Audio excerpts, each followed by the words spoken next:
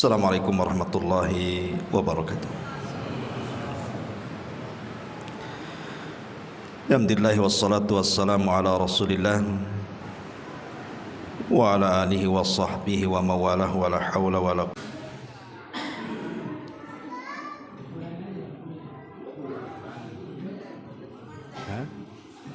Alhamdulillah.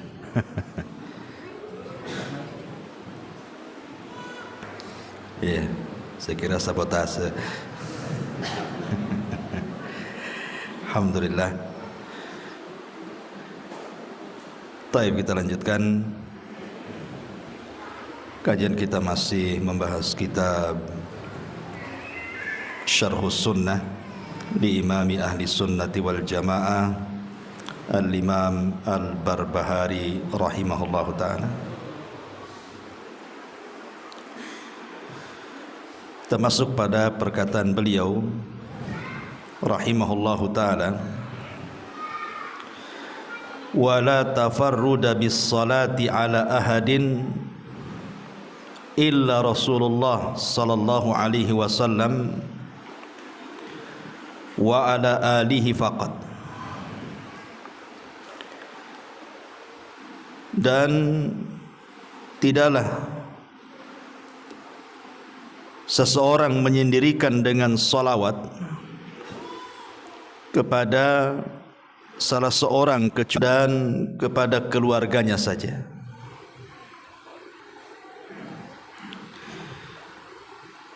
Di sini terjadi silang pendapat di antara para ulama. Apakah salawat itu memang khusus bagi Nabi sallallahu alaihi wasallam dan juga keluarganya saja, ataukah salawat itu bisa diberikan kepada selain Nabi? Al-Allamah Al-Imam Ibnul Qayyim rahimahullahu ta'ala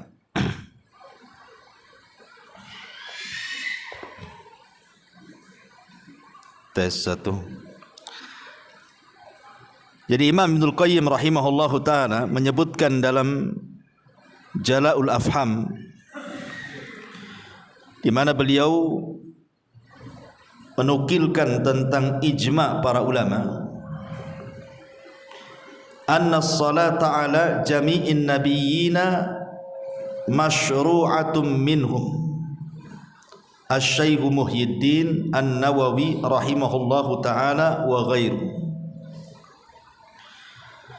Ada kesepakatan atau ijma, konsensus ulama,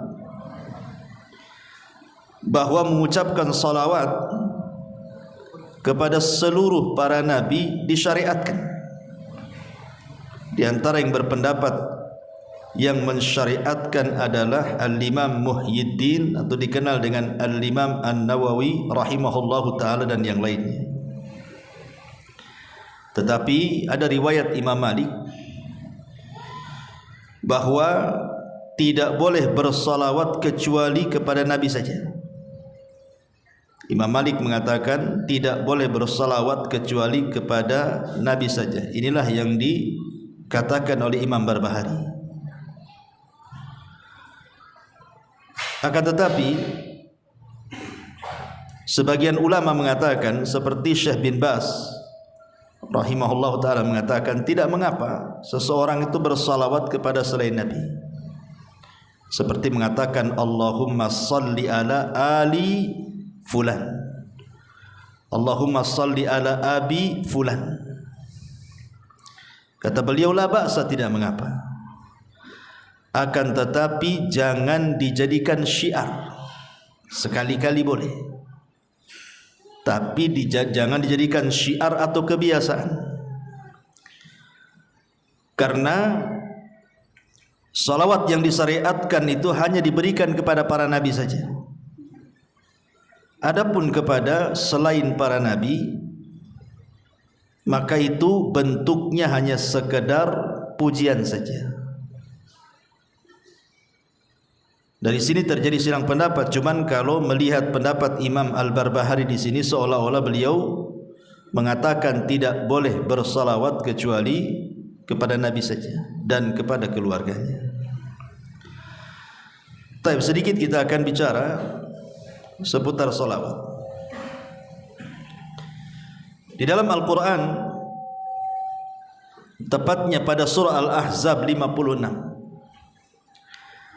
Allah Subhanahu wa taala berfirman, "Innallaha wa malaikatahu yusalluna 'alan nabi ya ayyuhalladzina amanu sallu 'alaihi wa sallimu taslima."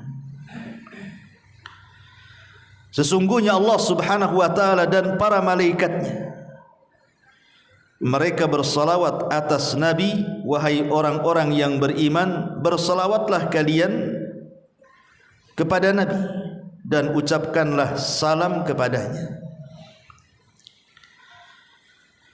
Ketika sebagian para ulama bicara tentang keutamaan Nabi Adam alaihi salatu wassalam, bahwa di antara keistimewaan Nabi Adam adalah para malaikat sujud kepada Adam. Ketika Allah Subhanahu wa taala berfirman, "Wa idz qala rabbuka lil malaikati isjudu li Adam fasajadu illa iblis."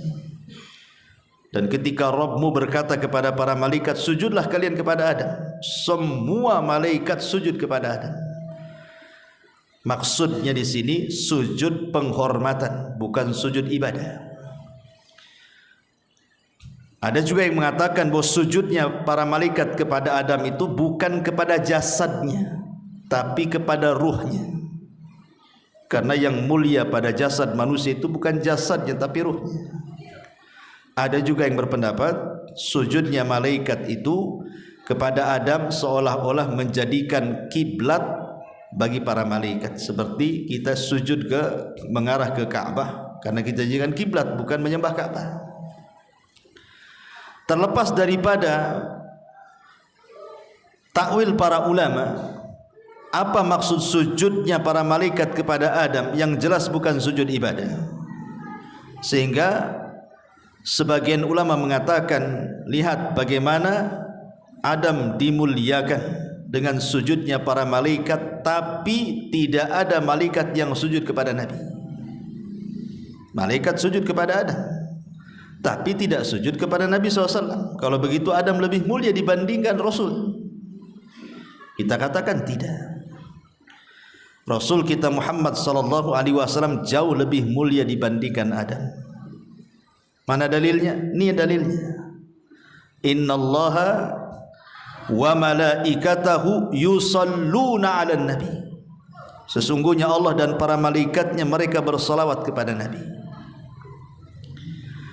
Secara bahasa, antum yang belajar bahasa Arab, sujudnya para malaikat kepada Adam itu cuma satu kali. Makanya menggunakan fi'lul madhi. Fi'il madhi, fasajadu, bukan fayasjudu, tapi fasajadu. Artinya sujudnya sudah lampau dan hanya dilakukan satu kali. Tetapi salawatnya Allah kepada para malaikat dan juga para malaikatnya kepada Nabi SAW adalah senantiasa terus menerus. Makanya menggunakan fi'lul mudhari, yusalluna, shalla yusalli, menggunakan fi'il mudhari. Dan fi'il mudhari itu diantara faedahnya adalah al-istimrar, terus menerus. Jadi bukan sekali saja bersalawat, tapi terus menerus bersalawat. Dan salawat lebih afdal, lebih mulia dibandingkan sujud. Ma'asyiral muslimin yang dimuliakan Allah Azza wa Jalla. Lalu apa yang dimaksud salawatnya Allah kepada Rasul dan salawatnya malaikat kepada Rasulullah sallallahu alaihi wasallam? Adapun salawatnya Allah kepada Nabi sallallahu alaihi wasallam, maksudnya pujian Allah kepada Rasul fi mala'il a'la, di atas makhluk-makhluknya yang ada di langit sana, di hadapan para malaikat. Allah memuji Nabi sallallahu alaihi wasallam.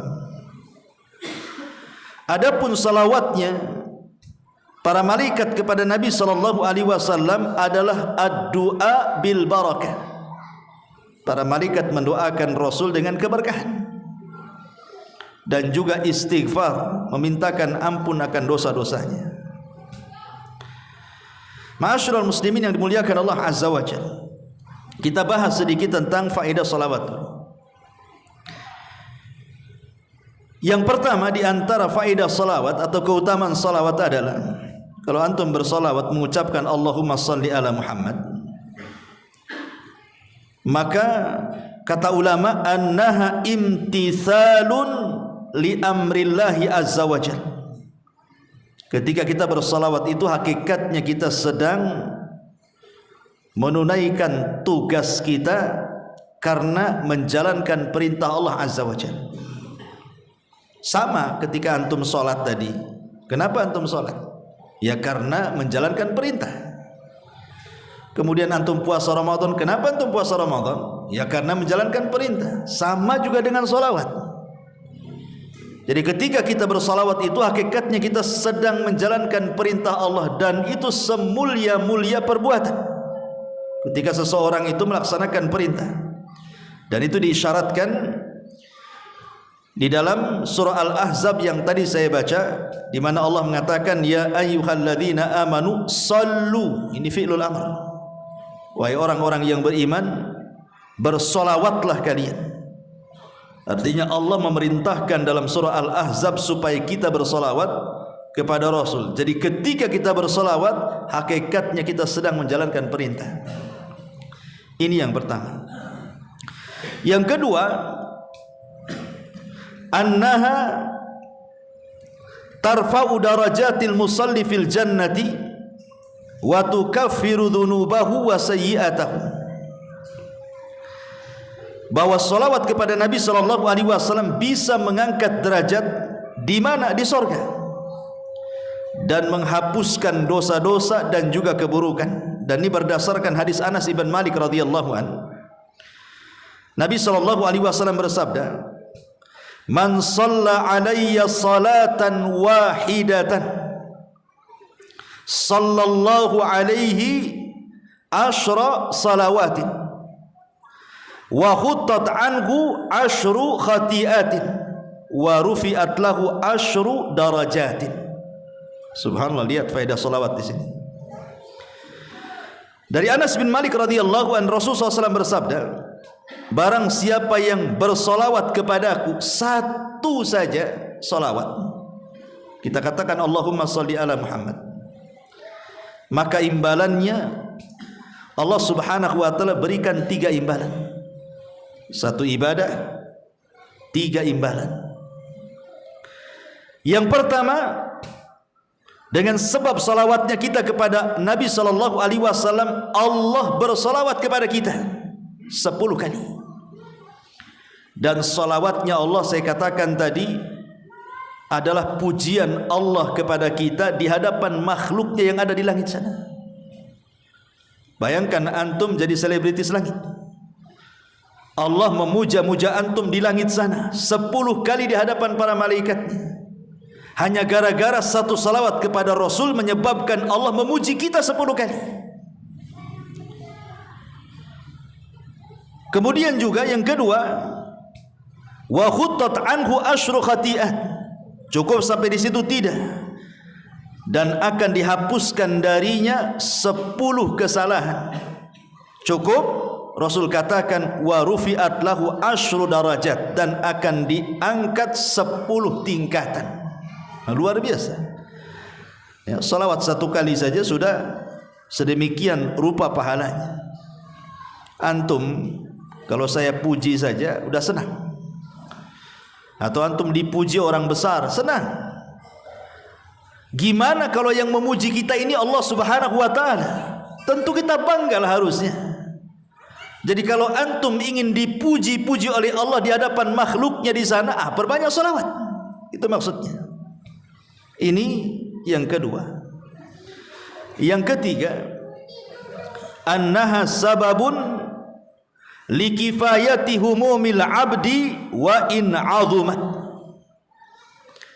Dan memperbanyak salawat itu bisa mengobati kebingungan. Bisa mengobati kebingungan. Orang kan banyak masalah setiap harinya, ikhwan. Orang itu pasti akan ditimpa musibah setiap harinya.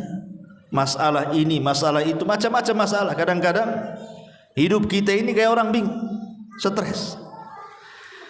Maka di sini dengan cara bersolawat, maka stres kita, bingung kita itu akan hilang.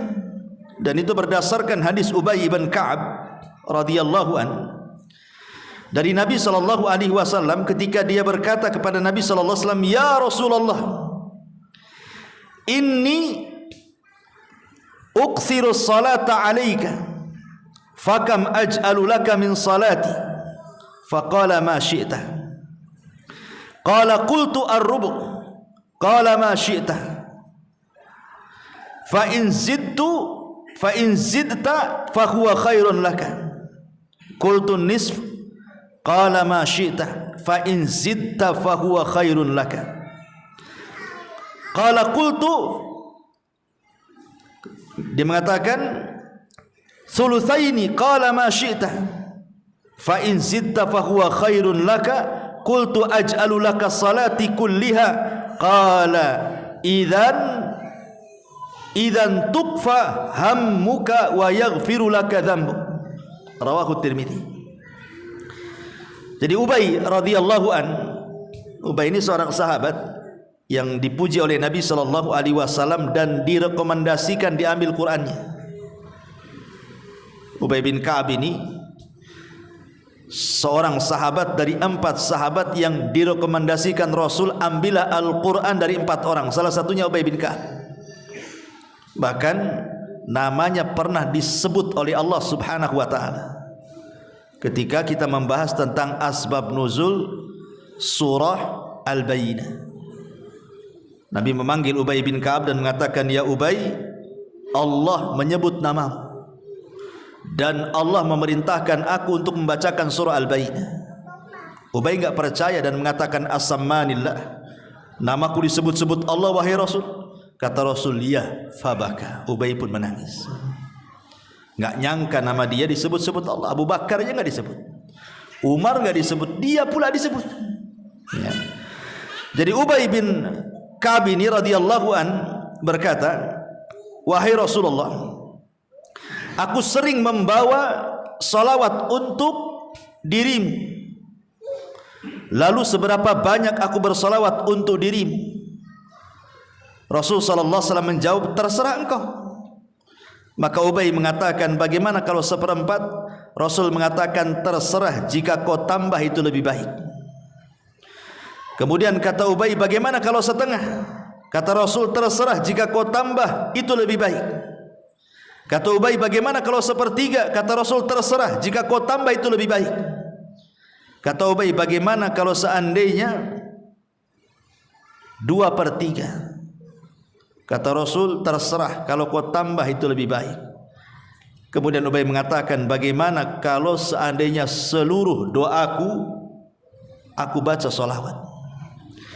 Maka Nabi SAW mengatakan, "Kalau begitu engkau dicukupkan dari dukamu dan dosa-dosamu akan diampuni Allah Subhanahu wa taala." Syahidnya di sini, idzan tughfaham. Kalau begitu dukamu, stresmu, bingungmu akan dicukupkan Allah. Artinya akan dihilangkan. Coba saja kalau antum banyak masalah, atau ada masalah yang antum tidak bisa keluar dari situ, kayaknya kiamat lah ini karena mungkin masalah yang terlalu berat. Coba perbanyak salawat. Salawat saja pagi, siang, sore. Insya Allah masalahnya akan diurai. Antum harus yakin dengan hadis ini. Antum enggak yakin itu kan enggak diamalkan masalahnya. Kalau stres malah tidur kan itu. Bangun tidur stres lagi lah. Gitu ya. Taib. Kemudian yang nomor 4, bahwa salawat kepada Nabi sallallahu alaihi wasallam annaha dalla ala mahabbatihi sallallahu alaihi wasallam. Jadi dengan memperbanyak salawat kepada Nabi sallallahu alaihi wasallam menunjukkan bentuk kecintaan kita kepada Rasul. Ingat kata Imam Ghazali rahimahullah dalam kitabnya Ihya Ulumuddin, dia mengatakan, man ahabba syai'an aktsara min dzikri. Kata Imam Ghazali, siapa yang mencintai sesuatu, pasti dia akan banyak menyebut-nyebut sesuatu yang dicintainya itu. Pasti itu. Kalau antum suka sesuatu, pasti akan disebut-sebut. Lah, orang yang cinta kepada Nabi SAW, maka dia akan menyebut-nyebut orang yang dicintainya. Seperti antum cinta istri antum, tidak mungkin antum menyebut-nyebut istri tetangga pula, marahlah istri antum. Ya. Maka kalau seseorang itu cinta dengan Nabi SAW, dalam kaidah Imam Ghazali, man ahabba syai'an aktsara min dzikri. Siapa yang mencintai sesuatu, maka perbanyak menyebutnya.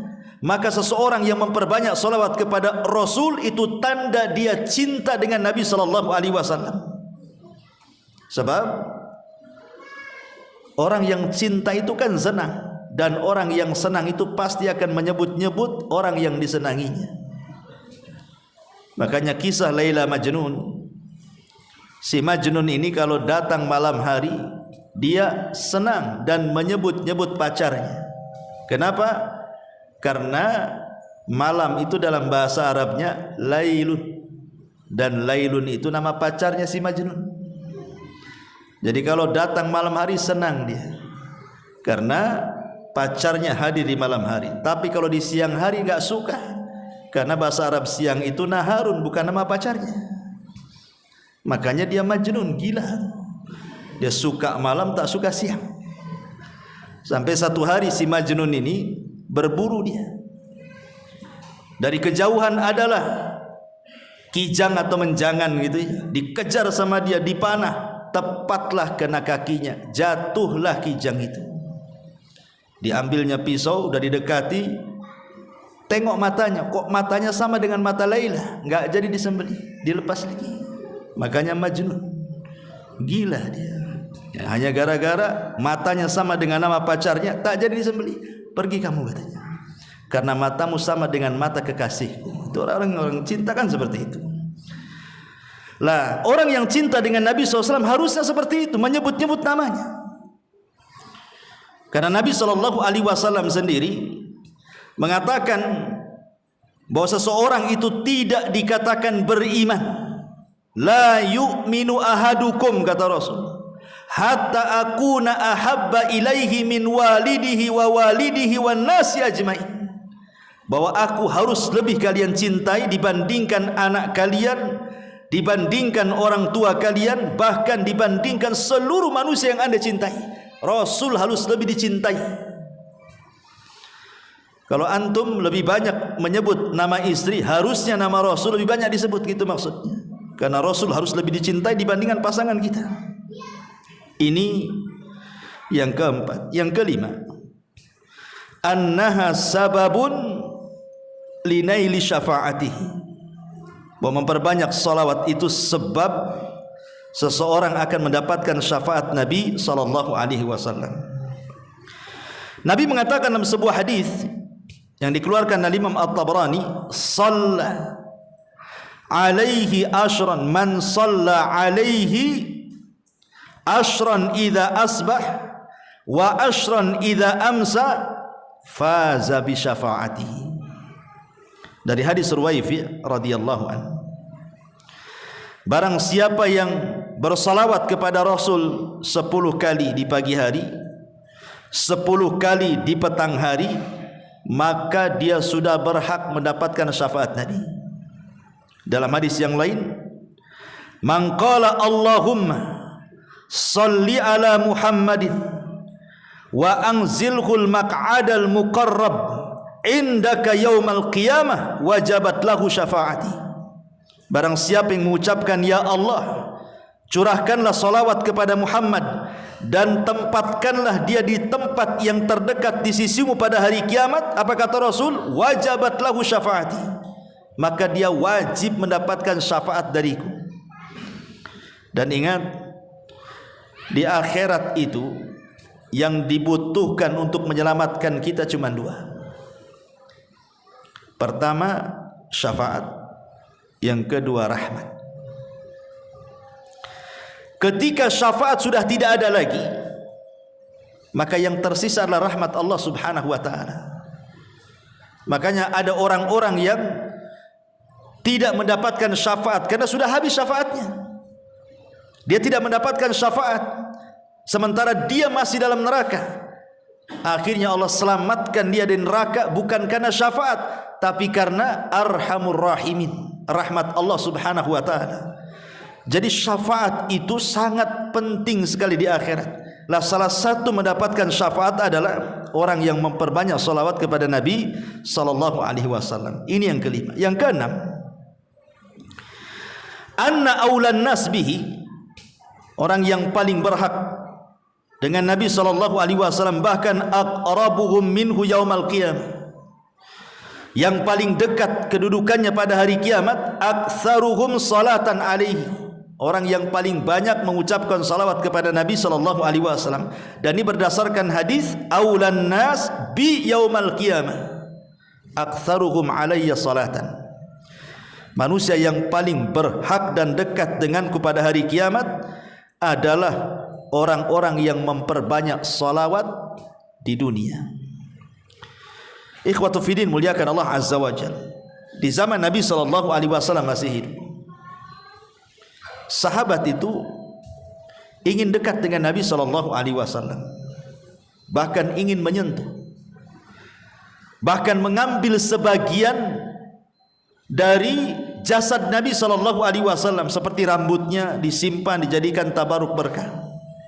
Kadang-kadang Rasul meludah, ditangkap ludahnya, dioles-oles ke badannya. Apabila Rasul berwudu, bekas wudunya itu sampai perang untuk diambil sisa-sisanya. Bahkan ada seorang sahabat ketika Nabi SAW sedang sakit, kemudian dia minta qisas dan minta dibuka pakaian Rasul, dia pun membukanya, kemudian tidak jadi qisas, hanya ingin menempelkan kulit dia dengan kulit Nabi saja, karena keinginan kedekatan para sahabat dengan Nabi, gitu maksudnya. Lah, kita ini tidak hidup di zaman Nabi, tapi apakah mustahil kita ini bisa dekat dengan Nabi? Tidak. Bahkan ini sesuatu yang mungkin. Kapan itu? Ya kelak pada hari kiamat. Kapan lagi? Di dunia enggak mungkin kita ketemu dengan Nabi. Satu-satunya tempat berjumpa kita dengan Nabi adalah kelak pada hari kiamat. Lah, supaya kita lebih dekat dengan Nabi sallallahu alaihi wasallam, dalam hadis ini aulan nas bi yaumal qiyamah aktsaruhum salatan. Orang yang paling dekat dengan Nabi adalah orang yang paling banyak salawatnya kepada Nabi sallallahu alaihi wasallam. Ini yang nomor 5. Nomor 6, inna salatal abdi wa salamahu tu'radu ala nabihi fi qabri. Sesungguhnya salawatnya seorang hamba dan ucapan selamat itu akan ditampakkan kepada Nabi dalam kuburannya. Jadi kalau saya mengucapkan Allahumma salli ala Muhammad, maka ada malaikat yang membawa salawat saya, kemudian dibawa ke kuburan Nabi. Kemudian malaikat ini menyampaikan, ya Rasulullah, Abu Humairah bersalawat kepadamu. Maka Nabi SAW akan membalas 10 kali lipat salawat saya. Dan sekali lagi saya katakan, salawat itu artinya ad-du'a bil barakah, mendoakan keberkahan. Jadi kalau kita mendoakan keberkahan kepada Rasul 1 kali, maka Rasul akan mendoakan keberkahan kepada kita 10 kali. Coba bayangkan, antum didoakan Nabi loh, Nabi yang mendoakan kita. Makanya ada anak kecil Rabi'ah al-Aslami radhiyallahu anhu, belum balik di zaman Nabi. Rabi'ah al-Aslami ini, dia suka membantu Nabi. Dia kalau malam, sepertiga malam, dia siapkan air. Belum balik anak ini, tapi rajin kemudian menyiapkan apapun yang dikehendaki Nabi SAW di malam hari. Akhirnya Rasul pun iba dengan anak ini. Kemudian satu hari dipanggilnya dan mengatakan, ya Rabi'ah, mintalah sesuatu, aku akan beri. Ya kalau anak-anak di zaman sekarang ya pasti minta handphone lah sama Nabi. Itu ya kan, minta apa lagi, minta mainan kan. Tapi anak-anak di zaman itu bukan itu yang diminta. Anak ini belum balik, masih kecil, tiba-tiba mengatakan, jadikan aku temanmu di sorga, katanya. Inni uridu murafaqata fil jannah, jadikan aku temanmu di sorga. Lah anak kecil lo ngomong begitu, lo belum balik ini, ingin menjadi teman Nabi SAW di sorga. Kemudian Nabi SAW mengatakan, kalau begitu bantu aku supaya keinginanmu tercapai. Dengan cara apa? Perbanyaklah kau sujud. Perbanyaklah kau sujud, maksudnya perbanyak solat supaya cita-citamu tercapai satu sorga denganku, gitu maksudnya. Ini anak belum balik kan, luar biasa tuh permintaannya. Maksudnya di sini dengan hadis Rabi' al-Aslami ini, bahwa kalau kita ingin mendapatkan kemuliaan, maka salah satunya adalah meminta doa Nabi Sallallahu Alaihi Wasallam. Lah caranya gimana? Nabi sudah nggak ada. Kalau kita datang ke kuburannya juga mustahil. Mau ngomong apa di kuburannya? Maka yang memungkinkan adalah salah satunya cukup antum di rumah, di masjid, di jalan, bagi ibu-ibu mungkin di dapur, terserah di mana saja. Cukup mengucapkan salawat Allahumma salli ala Muhammad. Salawat kita dibawa malaikat sampai ke kuburan Nabi, disampaikan. Habis itu Nabi SAW mendoakan kita 10 kali lipat dari salawat kita. Kita mendoakan kebaikan kepada Rasul 1 kali, Rasul mendoakan keberkahan 10 kali. Coba bayangkan, luar biasa ya, ya. Itulah keajaiban salawat.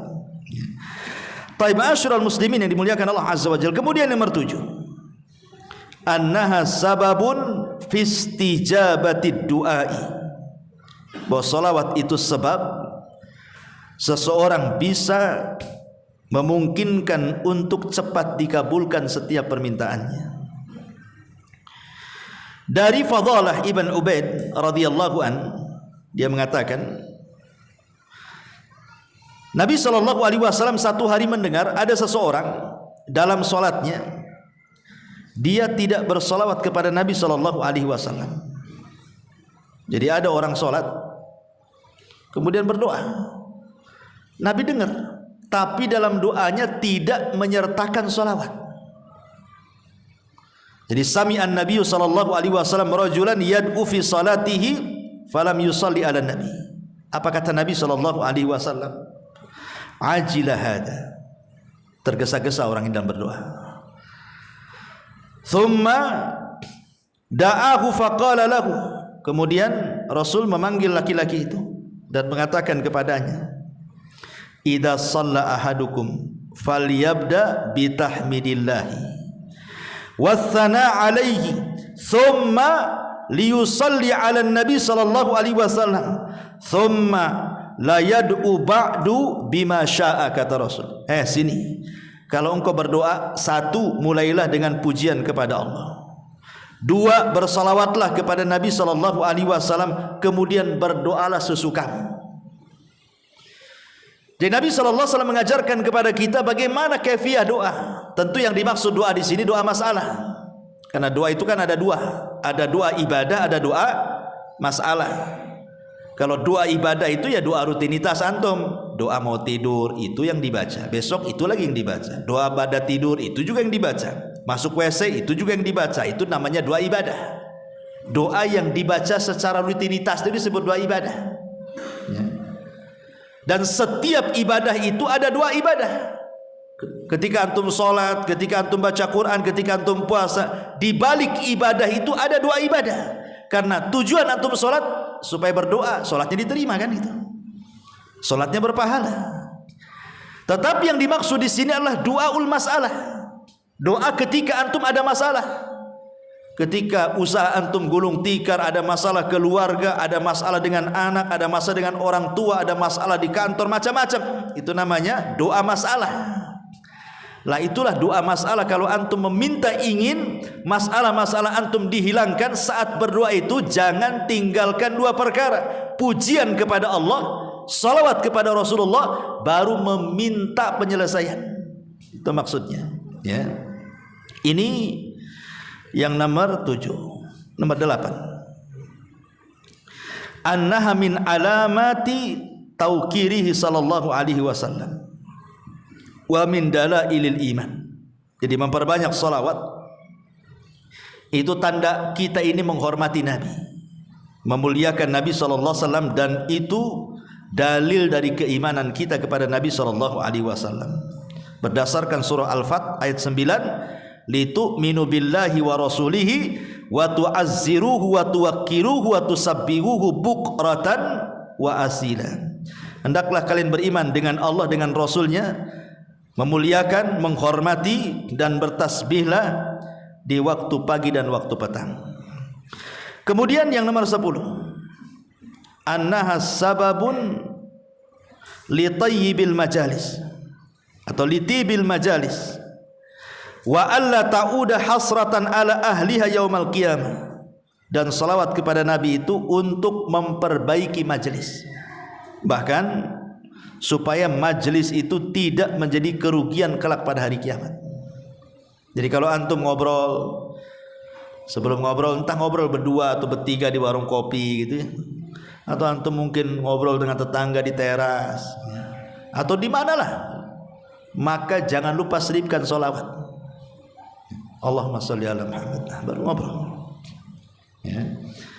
Karena begini, Nabi SAW mengatakan dalam sebuah hadis, Nabi SAW mengatakan, hadis dari Abi Hurairah radhiyallahu anhu yang disahihkan oleh Syekh Nasiruddin Al-Albani rahimahullah taala, ayyuma qaumin jalasu fa atalul julus thumma tafarraqu qabla an yadhkurullaha aw yusallu ala nabiyhi kanat alaihi tiratan minallahi azza wajalla in syaa adzabahum wa in syaa ghafara lahum.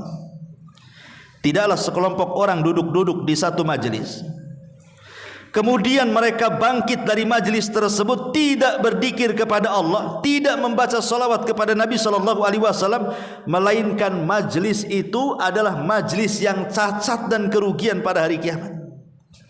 Kalau Allah mau, Allah akan azab gara-gara majelis itu, dan kalau Allah mau, Allah ampuni gara-gara majelis itu. Bayangkan ya, orang kalau bermajlis, duduk bertiga, berempat atau rame-rame, kemudian antum baca salawat, maka pahalanya luar biasa. Majlis itu jadi berkah. Majlis yang tidak berkah jadi berkah. Itu kan kebaikan luar biasa. Kemudian yang nomor 11, annaha sababun lisabati ala sirat. Memperbanyak salawat adalah sebab seseorang itu akan mampu menyeberangi titian siratal mustaqim. Dalam hadis yang panjang, kata Nabi SAW, wa ra'aitu rajulan min ummati yazhafu ala sirat yahbu ahyanan wa yata'allak ahyanan faja'athu salatuhu alayya fa aqamathu ala qadamaihi wa anqadathu. Kata Nabi SAW, aku melihat orang yang sedang melewati titian itu. Terkadang dia jatuh, terkadang terbangun, jatuh lagi, terbangun lagi. Tiba-tiba datang solawatnya. Ketika di dunia banyak bersolawat, nanti solawat itu akan datang pada hari kiamat dan akan berdirikan kita. Ketika jatuh, dia yang akan memapah kita dan akan menyelamatkan kita dari titian siratal mustaqim. Fa'anqadathu, salawat itu akan menyelamatkan kita dan akan melalukan kita dari titian siratal mustaqim. Subhanallah, luar biasa. Ingat, 3 tempat orang itu tidak akan bicara pada hari kiamat. Kenapa? Karena orang itu sibuk masing-masing, tidak mungkin ingat orang lain.